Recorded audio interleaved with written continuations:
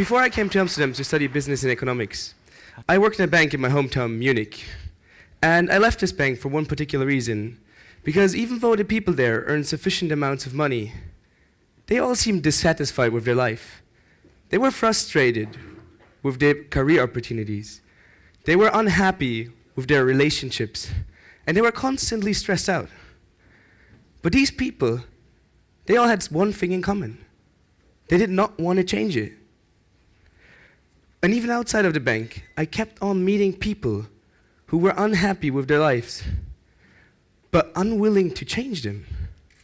And every time these people saw somebody who had a great relationship, who was happy with his job, or who seized a great opportunity and was successful, those people just said that this person was at the right time, at the right spot, and got lucky. We all know it, right? However, when you study marketing, you realize pretty quickly that products are always at the right time, at the right spot. Wait. Take this Coke can, for example. Ladies, by the way, I'm sorry to disappoint, there was a Coke can in my pocket. Every time you're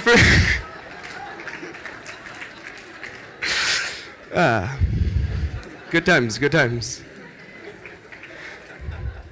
However, every time you're thirsty, I can assure you 100% that there is a Coke vending machine just around the corner. And in fact, there is one right in this corner of the room. Coke vending machine right there. Do you want a free Coke? Nice and warm, my friend. So is Coca-Cola just distributing these vending machines at random and got lucky that people bought it? Or do they have a marketing department which actually thinks about it, how to position them and how to reach out to the customers? It's quite obvious, right? So at this point, I started looking at my marketing book in a different way. Instead of learning for my exams or learning in order to help a company, I started learning for myself. I looked at it and I thought, how can I learn from this? What can I learn from these techniques? And I came up with an idea worth spreading. Now, I need to warn you, I'm going to present some theories now. And if you're expecting life-changing knowledge from these theories, I'm sorry to let you down.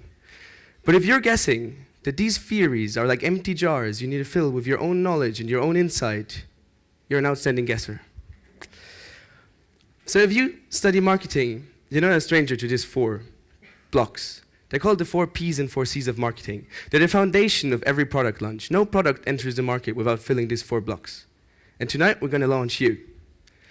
So the first one is the product and the customer needs. The product are you, yourself, and all the capabilities you have. And the customer needs are the needs of the people you need for your success. And your product has to match these needs. However, customer needs are something really tricky. Because your stated need tonight, for example, for this TEDx event is that you want to be inspired and entertained by great speakers. But then there's something else. There's your unstated secret need.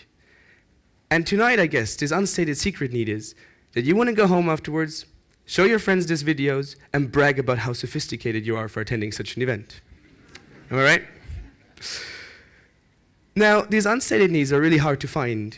And if you find this secret need, you can be sure that you have a massive competitive advantage.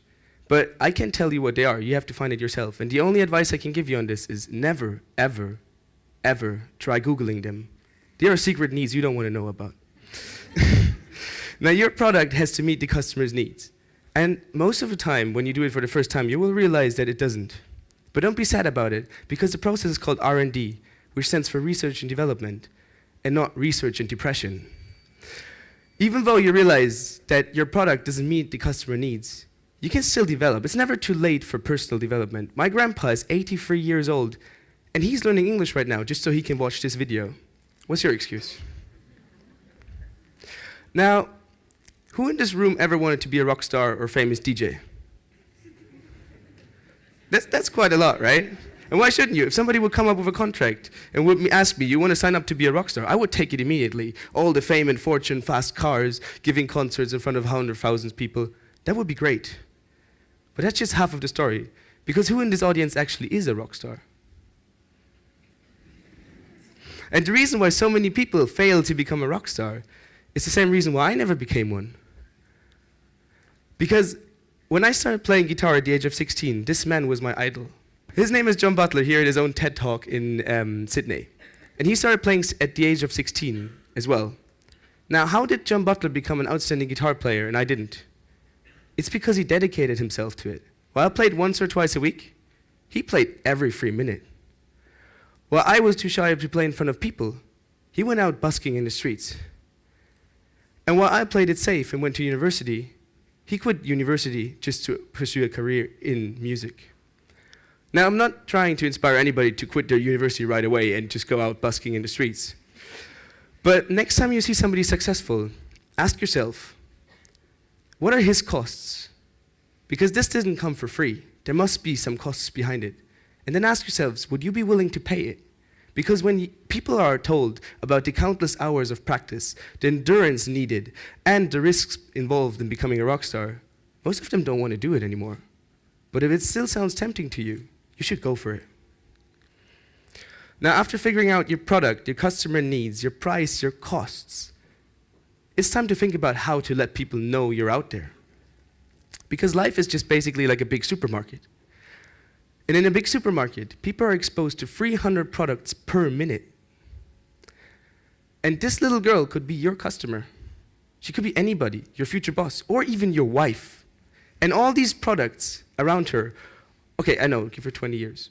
But all these products around her are potential future husbands, just like you. How should she know for which one to stop, take it out of the shelf, and put it in her shopping cart? We have a concept for this as well. It's called AIDA, and it has nothing to do with this boat company. AIDA stands for Attention, Interest, Desire, and Action. So the first thing you need to do is you need to grab the customer's attention.